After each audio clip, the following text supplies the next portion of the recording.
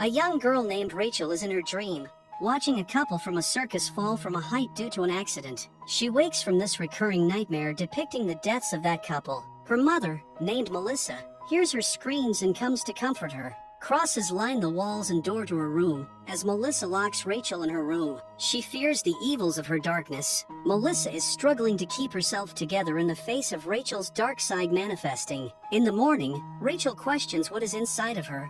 While Melissa prays for her condition, the darkness of Rachel suddenly shows up again and threatens Melissa. So, Rachel quickly leaves the house for school. Meanwhile, we see Detective Dick Grayson in Gotham City. He gets a new partner, but it looks like he doesn't like to work with a partner. In the evening, a gunman comes to the house of Rachel and kills Melissa in front of Rachel. After revealing that she isn't Rachel's real mother, the sight spikes Rachel's darkness once again, knocking the gunman back against the wall. Seeing this, Rachel escapes the house and takes a one-way trip to Detroit. In the night, it is revealed that Dick is a superhero Robin who has worked against crime alongside Batman in the past. Tonight, Dick decides to don the Robin suit for the first time in over a year. He brutally takes down several criminals on his way to taking down a drug dealer. He verbally dismisses Batman as he leaves the scene. Rachel also reaches that city and is eating food at a shelter house. A woman comes to her and asks her to come to the shelter for the teens, which is the best place for her to spend the night. Rachel hesitantly believes her and starts following her. But when she guides Rachel into a blind alley, the darkness of Rachel forces her to flee from that place. She runs and takes refuge from a police officer by hitting his car. That's how she ends up in the police station. There she meets Detective Dick Grayson and identifies him as one of the persons from the circus she dreamt about. Rachel requests him to help her as her circumstances have taken her to him. She also gets a glimpse of Dick's past with Bruce Wayne when she touches his hand. But Grayson feels uncomfortable talking about the circus, as his parents were killed there. She begs Dick to lock her up due to the forces inside her, but Dick leaves her in the interrogation room alone. After that, a man disguised in the police uniform comes to Rachel and takes her with him, saying that she is being shifted to another place. Her darkness guides her that this man is not a police officer and she should run. But before Rachel could do anything, that man sedates her by injection and puts her into the car. Meanwhile, Dick receives a call from his fellow officer and confirms that Rachel was saying the truth about her mother's death. So, he rushes to see Rachel again, but she is not there. She is being carried in a police mobile. He spots the car and starts following her. Dick's pursuit leads him to an abandoned home, where Rachel is being held by her mother's murderer. The man begins speaking of the force within Rachel in biblical overtones. He tells her she is damned from within, and then he takes out a knife. He says he must perform the ritual to close the doorway and save the world before Rachel possesses him. But suddenly, a dark force from Rachel enters through his mouth and liquefies his organs, killing him from the inside out. Dick catches a glimpse of the act before helping Rachel escape. He kills the man disguised in the police uniform and takes Rachel with him in his car. At the same time, somewhere in Austria, a fiery-haired woman wakes up in a wrecked car. She discovers bullet holes in the car, and the shooters quickly return, chasing her into the woods. She is able to escape, though she has no memory of who she is. She identifies her name as Corey Anders from a passport in her purse, and also finds a hotel key in the purse. Hotel employees recognize her when she returns, though they are unable to give any knowledge about her. When she goes to her room, Corey discovers a bound and gagged man in her system for information about her identity. But things quickly take a turn when he's able to free himself. Corey easily subdues him, learning that club owner Konstantin Kovar might know more about her before killing him. Also, Corey has the lock screen picture of her phone with Konstantin. Corey follows the lead, confronting Kovar at his nightclub. The shooters come from beside his office, as Konstantin berates Corey for her betrayal. According to Konstantin, Corey had been acting as his girlfriend in the previous days, and then in the end she ditched him just for a girl whom she was searching for. Saying this, he shoots at Corey, but the attack awakens Corey's powers, and she stops the bullets easily. Then she engulfs the room in flames. With Kovar and his heavies reduced to ash, Corey finds a picture of Rachel, the girl whom she was looking for. The story shifts to two other superheroes named Hawk and Dove. Hawk is caught by the goons, and they are about to torture him, but Dove reaches there in time and fights off the goons to save Hawk. After reaching back home, Hawk injects himself with painkillers as he has sustained many injuries in the fight. Dove asks Hawk to abandon the work of saving people from bad ones, as it is affecting their lives a lot. Hawk agrees to leave it, but after this last mission, in which they are going to capture a gun dealer. Meanwhile, Dick and Rachel are on the run. They book a hotel room to stay for the night. When Rachel is watching TV, Dick leaves her alone in the room for some tasks outside. Being alone in the room, she checks out the computer of Dick and finds out that Dick has relations with Bruce Wayne and his family's death. Meanwhile, the computer receives printouts of the killer of her mother and its autopsy report. Rachel sees the body of the man she left behind in the abandoned house. The sight brings her darkness out. That darkness forces her to give it control over her body. It threatens Rachel a lot, which makes her anxious. She starts making the crosses and hides herself in the bathroom. Dick returns to find Rachel sitting in the bathtub, defensively praying and surrounded by drawn crosses. In the morning, we see a mysterious family that appears to be stuck in the 1950s called into action to secure Rachel by cult leader Dr. Adamson. The squad pursues Dick and Rachel in their car, while Rachel and Dick continue to bond as they make their way to Washington, D.C.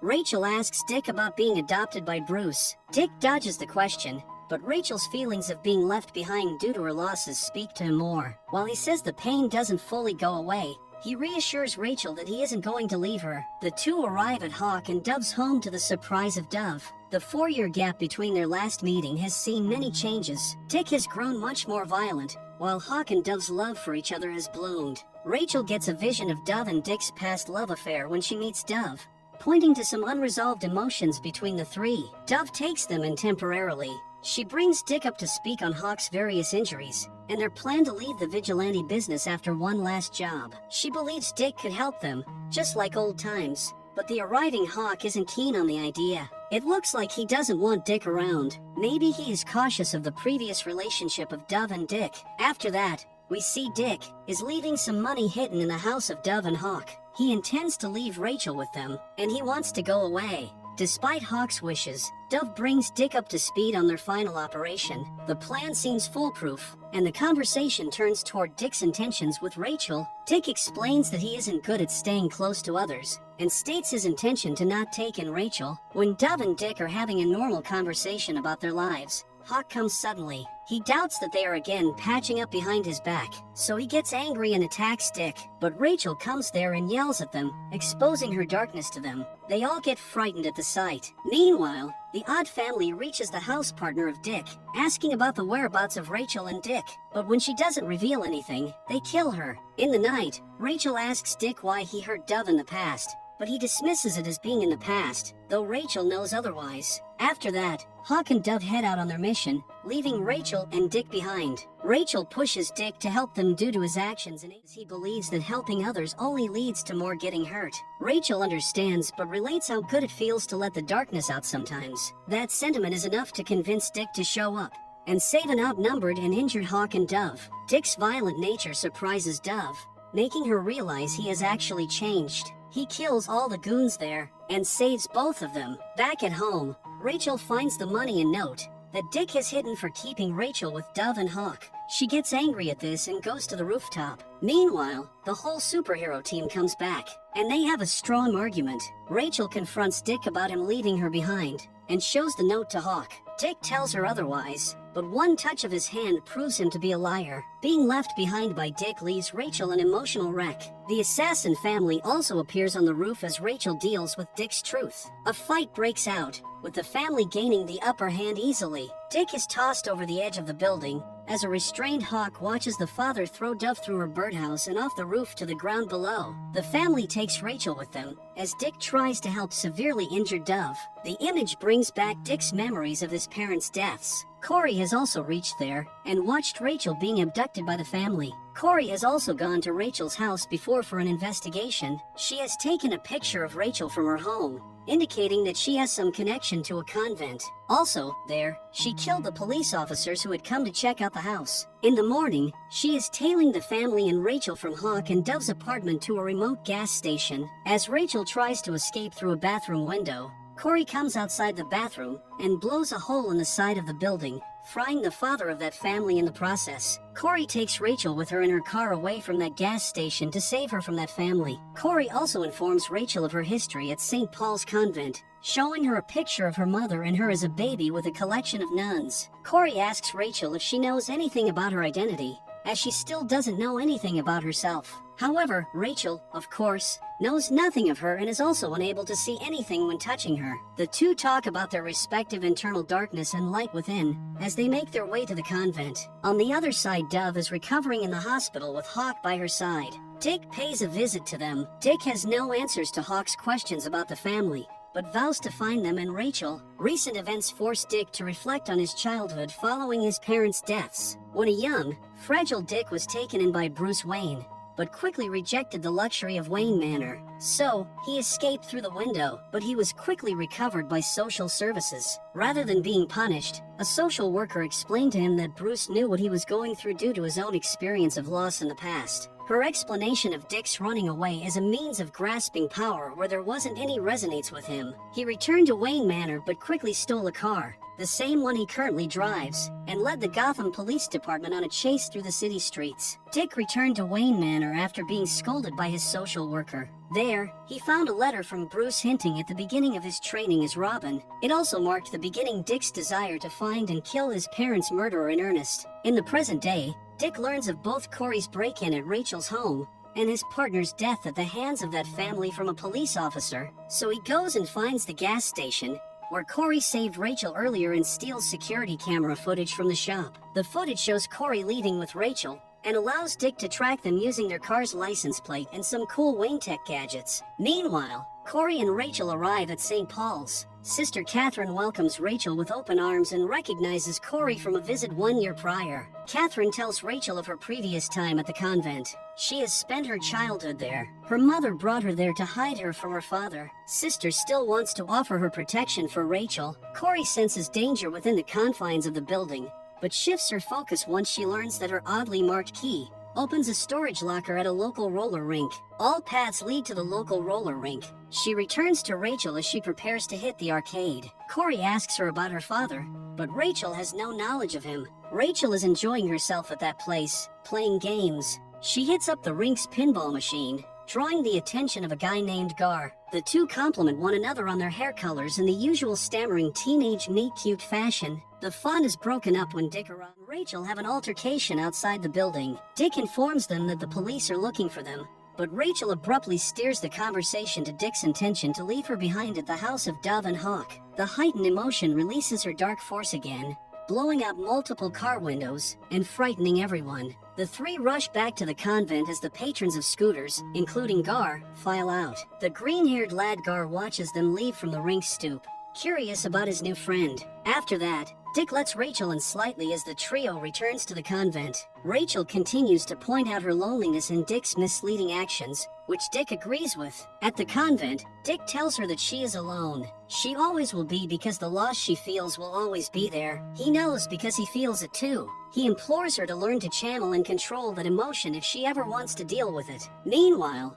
Corey uses the opportunity to steal Dick's car and head to the newly discovered storage room. Dick is also tracing her and reaches that place. After Corey and Dick both have left the convent, Sister Catherine drugs and locks Rachel away in a solitary room. In that room, the darkness within Rachel is unleashed again in full force. On the other hand, Corey finds a storage unit lined with pictures of Rachel, maps, newspaper clippings, an odd machine resembling a tanning bed exuding purple light, and numerous manuscripts in a language Corey can speak but doesn't understand. She finds an audio log made by herself 1 year prior, revealing that she was pursuing a group of Russian smugglers that brought Rachel and her mother to the convent with new last names. It looks like she has been tracing Rachel for many months. Dick arrives and notices multiple depictions of ravens on the documents lining the wall. He questions Corey's origins, which she dodges because she still doesn't know. Corey points out that mortality rates spiked on Rachel's birthday, slowly beginning to realize that she is actually part of a world-ending prophecy. Also, she says that Rachel is the destroyer of the world. Meanwhile, they hear the sound of an explosion and quickly come out.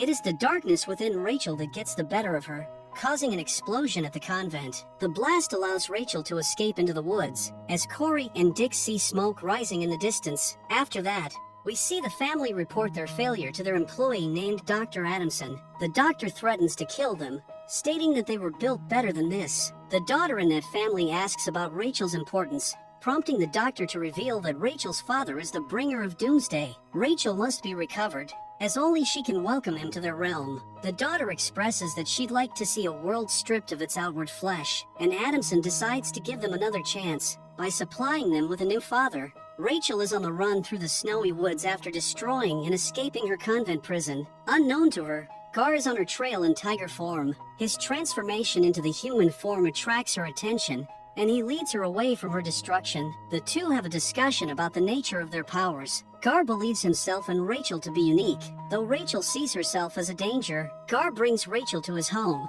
which appears to be an abandoned mansion, and lights up to reveal a teenage basement, complete with video games and unlimited Orange Crush. Rachel questions his living situation. After both reveal that their parents are dead, Gar rushes Rachel into a closet, as someone is coming towards his room to check for him. The plan fails as Robot Man, who has come to check on Gar, discovers Rachel there, and scolded Gar for bringing her here. The distracting argument allows Rachel to discover Larry, aka Negative Man, cooking up a lavish dinner. Rachel joins the crew for dinner and is later joined by Rita, Elastigirl, after she is able to form her unstable cells into her normal appearance. Unfortunately, her face begins to lose shape. Rachel comforts her, taking her by the hand and seeing visions of the accident that altered her cellular structure. Rita's face returns to form as the group's doctor and caretaker, Chief, arrives. Chief's dinner interruption is for a good reason, as he pulls his group into assistant duty with the treatment of a new patient. She has been the victim of an explosion in a liquid nitrogen container, and now her body temperature is continuously dropping. Chief's medicine fails to counteract the patient's fluctuating body temperature, but to Chief's amazement, Rachel's touch stabilizes and heals her. Back at the dinner table, Chief uses the opportunity to find out more about Rachel's powers, leading him to offer her similar aid. He explains that he helps those that others have given up on, and convinces Rachel to submit to an examination. All the other people present at that table also testify that Chief helped them at that time, when all the doctors had left them hopeless. When everyone narrates their own story of meeting Chief, Rachel also seems to be. The Chief takes her into the operating room and binds her tightly. He is going to inject some serum into Rachel, but Rachel changes her mind, and now doesn't want his treatment anymore, so she asks him to stop, but Chief continues his treatment. Meanwhile, Gar threatens Chief when he doesn't release Rachel, but Chief administers him some sedating serum, and makes him unconscious. This stress unlocks the dark energy within Rachel, picking up Chief and slamming him against the wall of his examination room. Dick and Corey also arrive on the scene just in time to save Rachel. In that mansion, Corey handles the Chief's subordinates while Dick goes to save Rachel from herself, as she is going to be overcome by the darkness of her completely. Dick embraces her, causing her dark energy and a mysterious portal to close automatically. He tells her that he was wrong when he told her that she is all alone and has to take care of her emotions herself. Now Dick claims that he will never leave her alone, and will fight along with her to her darkness. As Dick, Corey, and Rachel leave the house, Gar also joins them, leaving his family and Chief behind. Dick, Corey, Rachel, and Gar hide out at a rundown motel on the edge of nowhere. Dick has traded in his Porsche for a minivan to lower their profile, and adjust the whole team now. Dick gathers everyone together after their settlement in the motel, and calls the group an alliance born out of mutual need, that must learn what each can do and how to fight together as a unit. So, during the training session, Corey reveals that she can burn down anything with her powers, and her flame is drawn from the sun. So, it makes her weak at night. She is also well trained in using her powers. After her, Gar becomes the Green Tiger, and shows that he can change to that fierce tiger anytime. However, he has never killed or bitten anyone yet. Now it's Rachel's turn. However, Rachel is hesitant to showcase her powers due to their unpredictable nature. Her fears that she might hurt her friends are soothed by Dick, who tells her she can't be afraid of what's inside because it is part of her. So, Rachel lets the darkness flow from her mouth, but it quickly becomes uncontrollable. Seeing this, Corey lights up the flame and attacks the darkness, allowing Rachel to regain control of herself. The group then turns to Dick to see what he can do, but he doesn't tell them about his powers, and just says that he can save their lives. Meanwhile, Dr. Adamson provides the family with a new dad after an intense brainwashing and reprogramming process. Once again intact, the family resumes their mission to capture Rachel. They determine the group's location by beating the information out of the used car dealer that procured Dick's Porsche. The family launches their attack shortly after Dick and Corey's meeting in the hotel. Mom and Dad target Dick, while the children battle Corey in the hotel hallway. The squads trade blows until Dick is thrown through a second-story window onto a car below. Corey, Rachel, and Gar regroup outside, but find themselves surrounded by the family. Corey tries to fire up but cannot do so because it is nighttime. The family closes in as a smoke bomb careens into the group, and Robin makes his grand entrance. Robin fights the family as Gar and Rachel join the battle, allowing them to capture their attackers. Now the team knows that Dick is actually Robin, with a lot of talent and smart gadgets. After that, an interrogation of the brainwashed assassins yields little outside of the fact that their employer wants Rachel for unknown reasons. The family notes that everyone will find themselves in trouble following their capture, before refusing to reveal the identity of their employer. Dick looks through the family's car for clues. Dick discovers Dr. Adamson's name and location in the family's car,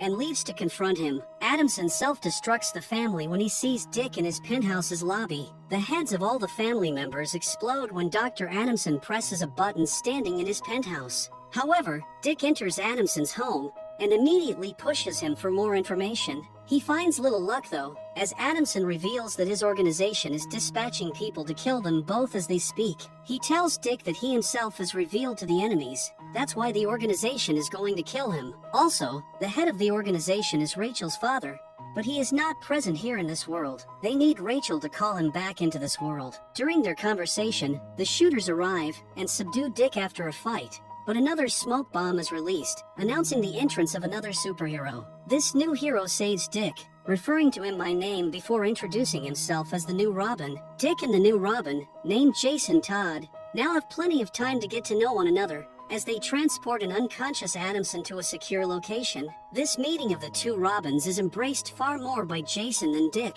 He compares the two of them, including their suits, while expressing the honor he feels from meeting Dick. But Dick is much less enthused. That sentiment delves lower when Jason reveals that he was able to track down Dick via a tracker planted in his arm by Batman. The duo takes Adamson to a Wayne safe house, which Dick is unable to access without Jason. Jason brags about the thrill of beating people up, and the fame needs Robin, and Jason is proud to provide such aid. After that, Dick enters the bathroom to remove the tracker, and tells Corey and the others to come to the safe house on the call. Then, Dick tells Jason to leave, but Jason refuses as he has something to show Dick.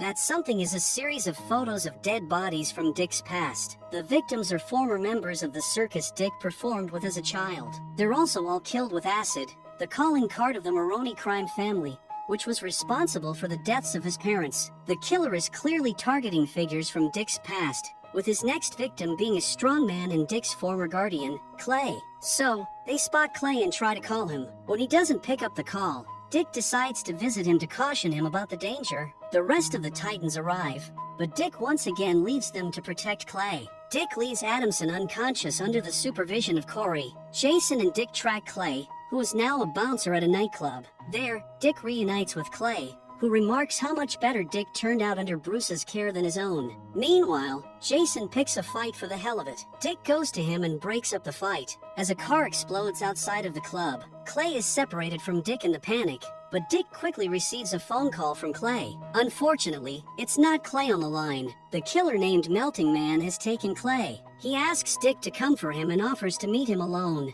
Dick tells Jason not to be Robin, as he doesn't understand the price paid for putting on the mask, and he rushes to save Clay. He reaches the place where Clay is bound and hangs just below a reservoir of acid. The killer threatens to give Clay an acid shower as he reveals his motives. Dick is able to deduce the identity of the killer as Melting Man in no time, pegging him as Nick Zuko. He is the son of the Maroney hitman who killed his parents. In the past, Dick attacked Zuko's prison transport 2 years ago, after learning he'd get federal protection for being the state's witness. Dick was very angry at him because he had killed his parents. Dick's attack allowed the Maroneys to kill Zuko, canceling out any federal protection promised to Zuko's family, including Nick. In the present, Nick is now taking revenge by killing every person dear to Dick. But Dick tells him that it is pointless to attack innocent people now in revenge for a guilty father. But Nick doesn't seem to be convinced, and releases some drops of acid at Clay, burning his skin. When he is talking to Dick about his past,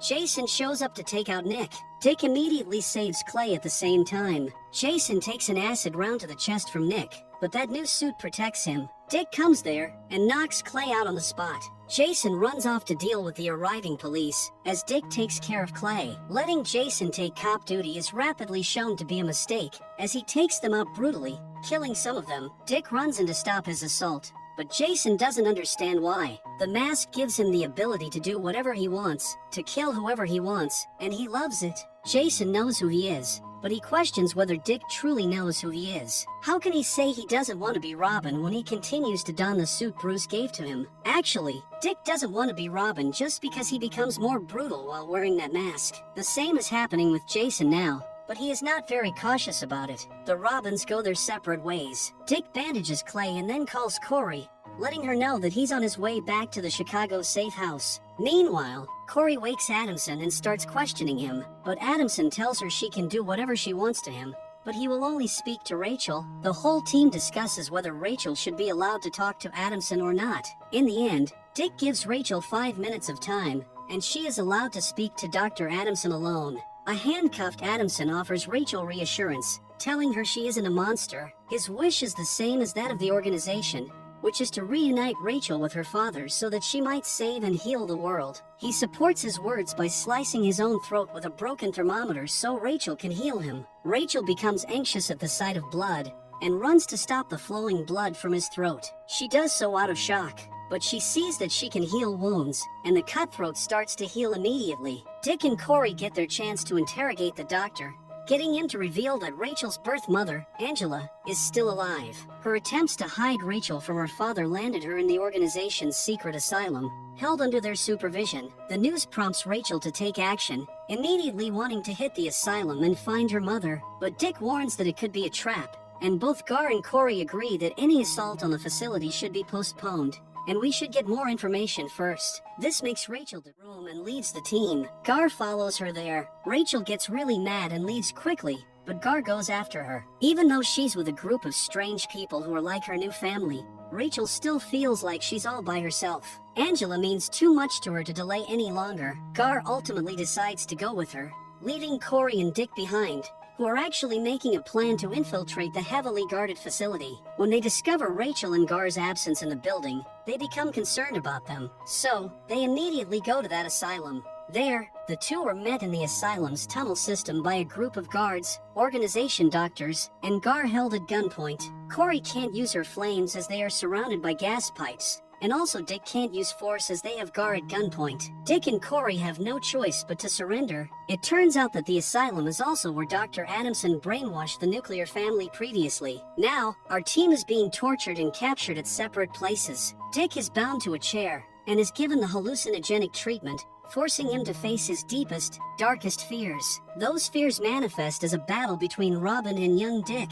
The internal battle rages on, as a silent Dick remains strapped to his chair in the asylum room while being monitored by the doctors. Gar is in the cage, and Corey is in a black room, where she is using her flames to get out. Soon, her energy is deprived, and she is taken to a lab where they cut her belly, performing some type of surgery on her. Meanwhile, Rachel awakens to find herself in Dr. Adamson's office with the doctor in the room. She asks him to let her meet her mother, but Adamson refuses to let her see Angela, shifting the conversation toward getting Rachel to recruit her friends into the organization. He shows Rachel the various tortures the rest of the Titans are enduring as a bargaining chip. The move backfires as Rachel's darkness comes out. Adamson wants her to call to her father, but Rachel chooses a different path. She takes back Adamson's healed neck wound, causing his throat to be re-slashed. Then, she discovers Angela's location on Adamson's computer and goes to find her. Eventually, she finds herself in a room locked, being very weak. Both hug each other and say that they have missed each other a lot.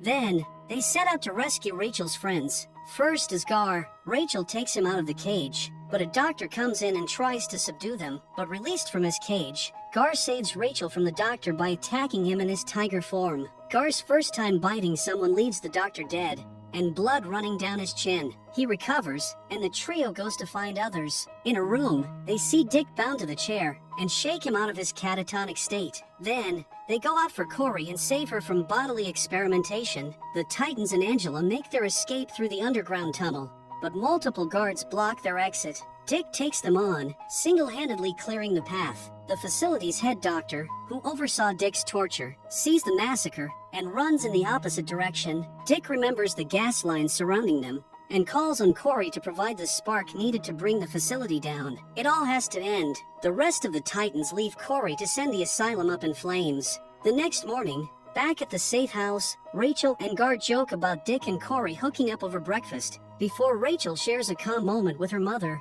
Gar is also invited to join them. At the breakfast table, Angela gives the idea of housing everyone in her abandoned home in Ohio. Everyone agrees to go with her, but Dick breaks the news to the whole group that he wants to leave them. He wants to go alone and mend his life. Rachel is visibly disappointed with Dick, but gives him a big hug when the crew sees him off. The guiding voice Dick seeks is that of his longtime friend and fellow sidekick, Donna Troy. He shows up on the former Wonder Girl's doorstep to let her know he quit being Robin. Donna is on her way to a photography show, so she counsels Dick on how she dealt with the existential stress of giving up an identity. She didn't quit being Wonder Girl. She just stopped over time. It isn't that easy for Dick.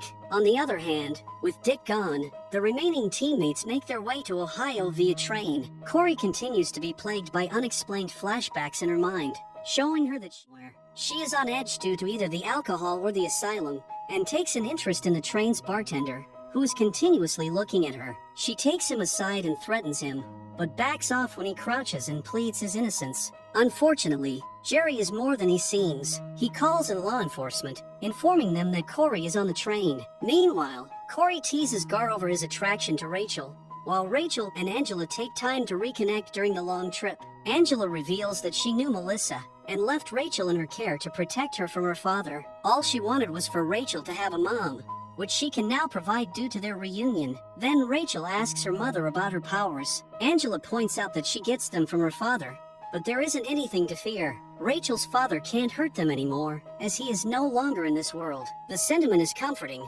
but Rachel still seems unconvinced. Meanwhile, the police stop the train, and this makes Corey conscious of them. She sends Rachel out of the train with her mother and Gar, and she remains back. When police attempt to arrest her, she lights them up, before making her escape through a window. She meets up with the rest of the group further down the track, and they continue toward Ohio in a stolen truck. On the other hand, luckily, Donna allows Dick to stay at her place while he figures things out. In the night, when they are sharing their life moments, Donna asks about the alien language on Dick's phone. She recognizes it, and is able to translate the passages found in Corey's storage room. While the others have finally arrived at Angela's home in Killdeer, Ohio, Corey's memory flashes begin to hurt her physically. Seeing this, Rachel takes notice of her health and offers to heal her. She might even be able to restore her memory. Corey is worried but agrees to let her try. Dick and Donna are racing toward the small Ohio town at the same moment. Donna's translation of Corey's document reveals it to be a mission statement for someone named Starfire. Starfire has been sent to secure Rachel and possibly kill her. Rachel's healing hands work all too well,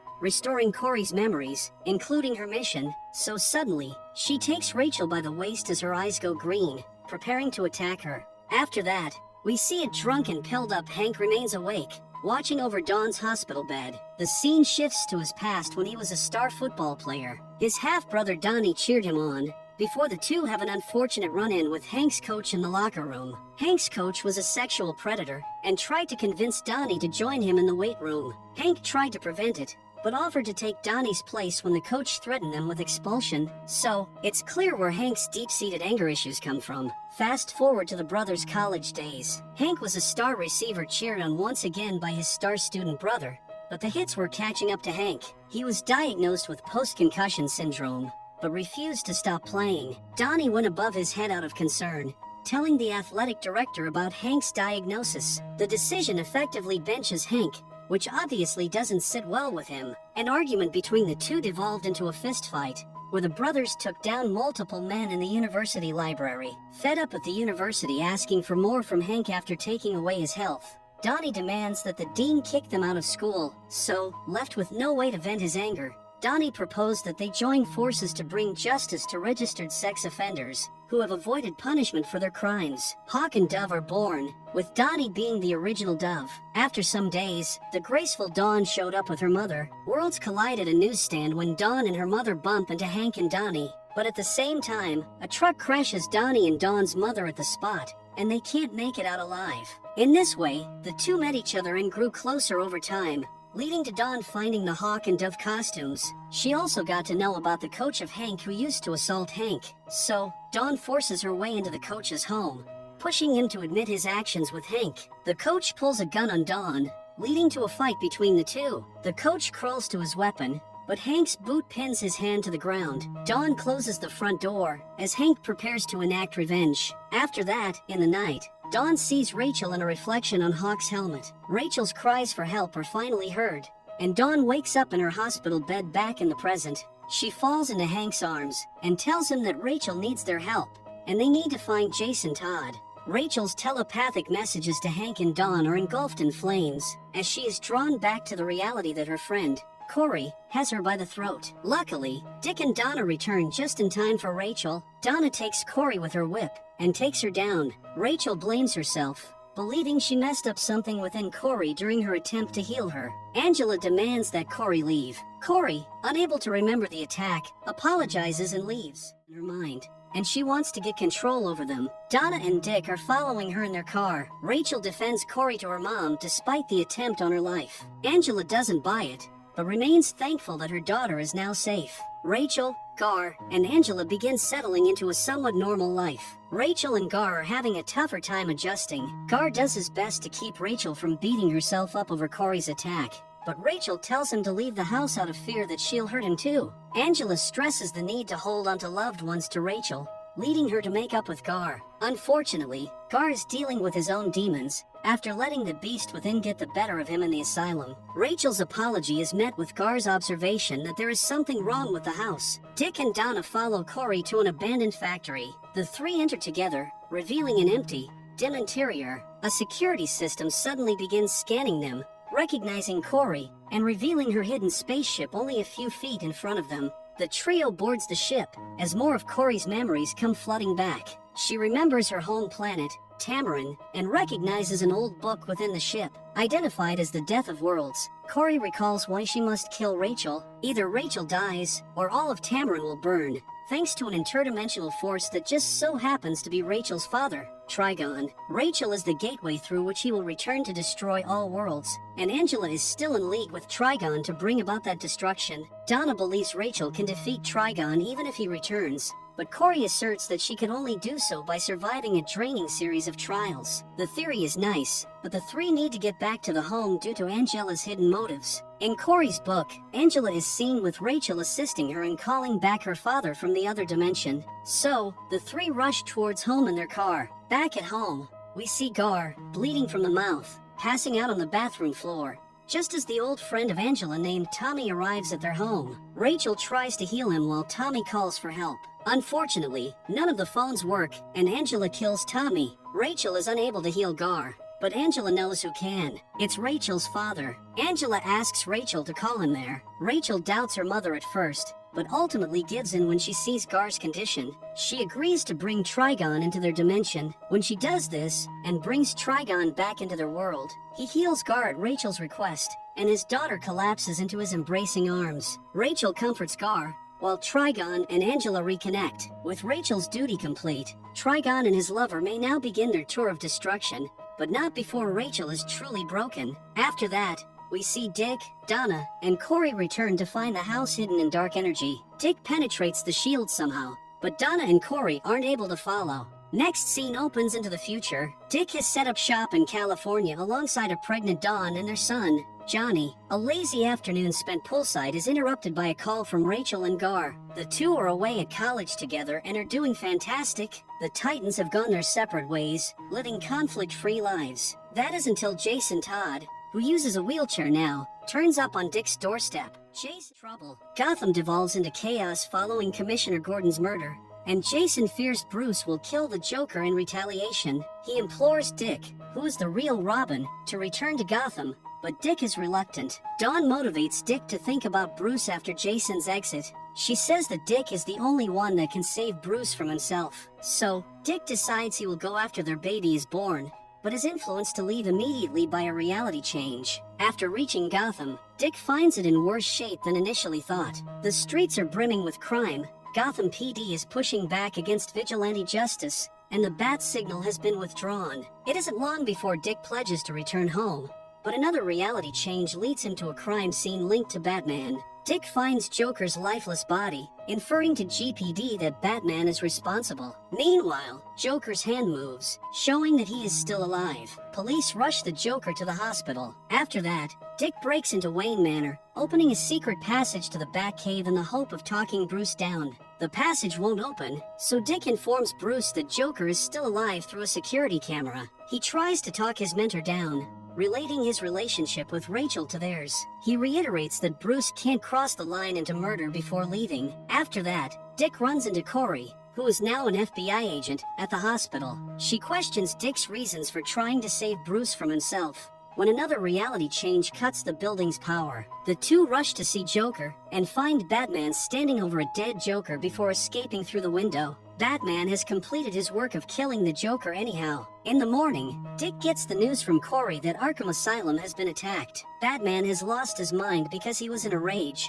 and didn't even hesitate to kill inmates, guards, and nurses. He even killed the warden. This makes Dick very angry at him. Now, Batman cannot be saved, and Dick is forced to reveal his identity to the police. The revelation leads Dick to team up with Gotham Police Department for a raid on Wayne Manor. Multiple SWAT teams infiltrate the mansion, but are quickly taken out by Bruce in the Batcave. Corey prepares to light him up, but Batman shoots her with a cold gun, killing her instantly. Dick has no choice but to blow up the house. He enters following the blast, discovering a still-alive Bruce trapped in the rubble. Dick gives into the darkness and pushes the big block over him, killing him. One final reality change reveals that this entire story occurred in Dick's head, as he stood frozen in Angela's living room. The act of killing Batman morphs Dick into his dark form, complete with black circles around his eyes similar to Rachel's. Rachel tries to snap Dick out of his hypnotic state, but Trigon refuses to release his influence over the former Robin. Rachel's father says that he has allowed Dick's release from his troubled past, and Angela welcomes him as part of their family.